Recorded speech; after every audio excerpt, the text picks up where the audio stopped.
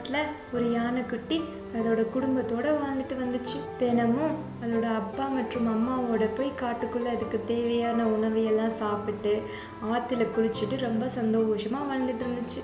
அந்த சமயத்துல அந்த காட்டுல வேட்டைக்காரங்களோட நடமாட்டம் அதிகமா இருந்ததை தெரிஞ்சுக்கிட்டு அதோட அப்பாவும் அம்மாவும் குட்டி யானைக்கிட்ட இப்படி சொன்னாங்க, இங்க பாரு, இனிமேல் அப்பா அம்மா இல்லாம காட்டுக்குள்ள தனியா போகாத, ரொம்ப ஜாக்கிரதையா இருக்கணும். நம்ம காட்டுல வேட்டைக்காரங்க நடமாட்டம் ரொம்ப அதிகமா இருக்கு அப்படின்னு சொன்னாங்களாம். ஆனா அந்த சின்ன யானைக்குட்டிக்கு அந்த ஆபத்து பெருசா புரியல.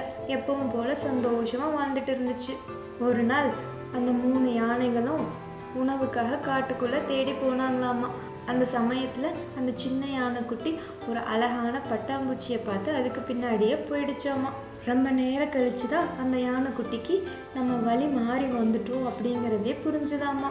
நம்ம உடனடியா அப்பா அம்மா கிட்ட போகணும்னு சொல்லி ரொம்ப நேரமா அப்பாவையும் அம்மாவையும் தேடி நடந்துச்சாமா. ஆனா அந்த குட்டி யானைக்கு வழி தெரியாதனால ரொம்ப தூரம் நடந்து நடந்து ரொம்ப களைச்சு போயிடுச்சாமா. ஒரு மரத்துக்கு கீழே உட்கார்ந்து ஓய்வெடுத்துட்டு இருந்துச்சாமா. அந்த சமயத்துல அங்க வந்து ஒரு வேட்டைக்காரன் நம்ம குட்டி யானைய பார்த்துட்டாராமா.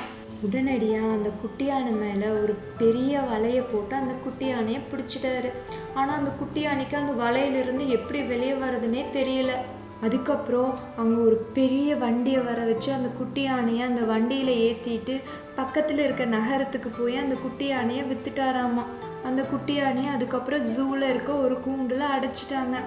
அதுக்கப்புறம் தினமும் மக்கள் வந்து குட்டி யானையை பார்க்கறதுக்காக வந்துட்டு போயிட்டு இருந்தாங்களாமா. அதுக்கப்புறம் தான் அந்த குட்டி யானைக்கு புரிஞ்சது, இனிமேல் நம்மளால வீட்டுக்கு போகவே முடியாது, இங்கேதான் இருக்கணும் போல அப்படின்னு ரொம்ப சோகமா இருந்துச்சான். அது மட்டும் இல்லாம அந்த குட்டி யானைக்கு அங்க இருக்கிறது சுத்தமா பிடிக்கலையாமா. அதோட அப்பாவையும் அம்மாவையும் ரொம்ப மிஸ் பண்ணுச்சாமா.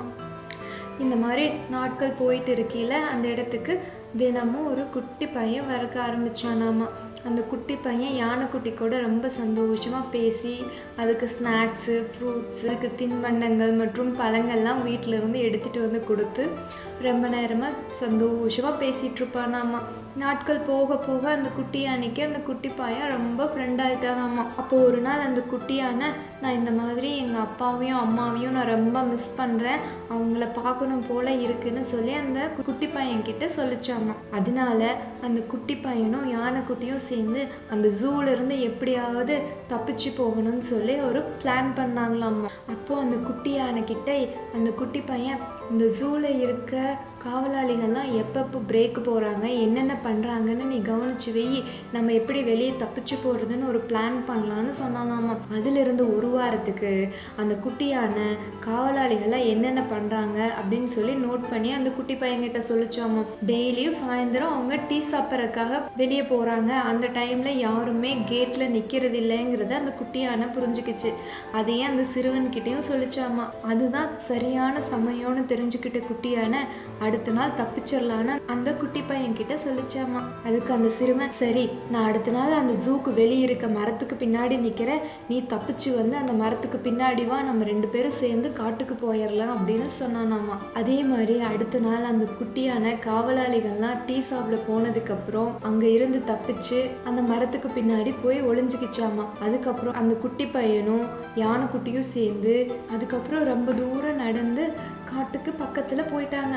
அதுக்குள்ள யானைக்குட்டி ஜூவை விட்டு தப்பிச்சிருச்சுன்னு தெரிஞ்ச காவலாளிகள்லாம் வண்டியை எடுத்துட்டு யானைக்குட்டியை தேடிட்டு இருந்தாங்களாமா. ஆனா அந்த குட்டி பையனும் யானைக்குட்டியும் அதுக்குள்ள ஆத்து பக்கம் போயிட்டாங்களாமா. அந்த சமயத்துல சூரியன் மறைஞ்சதுனால ரொம்ப இருள் சூழ்ந்து இருந்துச்சாமா. அதனால அன்னைக்கு நைட்டு அங்கேயே ரெஸ்ட் எடுத்துட்டு அடுத்த நாள் பயணத்தை தொடரலான்னு 2 பேரும் முடிவு பண்ணி ஆற்றங்கரையிலேயே ஓய்வெடுத்தாங்களாமா. அப்புறம் காலையில வெடிஞ்சதையும் குட்டி பையனும் யானைக்குட்டியும் அவங்க அம்மா அப்பா இருக்கிற இடத்த தேடி போயிட்டு இருந்தாங்களாமா. அந்த சமயத்துல அங்க வந்த குட்டி யானையோட அம்மாவும் அப்பாவும் தன்னோட குட்டியை பார்த்துட்டு ரொம்ப சந்தோஷப்பட்டாங்களாமா. அந்த குட்டி யானையை கூட்டிட்டு வந்த அந்த குட்டி பையனுக்கும் நன்றி சொன்னாங்களாமா. அதுக்கப்புறம் அந்த குட்டி யானையும் அந்த குட்டி பையனுக்கு நன்றி சொல்லிட்டு அதோட அப்பா மற்றும் அம்மாவோட காட்டுக்குள்ள சந்தோஷமா போச்சாமா. அதனால இந்த கதையில இருந்து நமக்கு என்ன தெரியுதுன்னா, அப்பா மற்றும் அம்மா சொல்றது கண்டிப்பா நம்ம கேட்கணும், இல்லைன்னா நம்மளை சுத்தி பல ஆபத்துகள் நேரிடும்.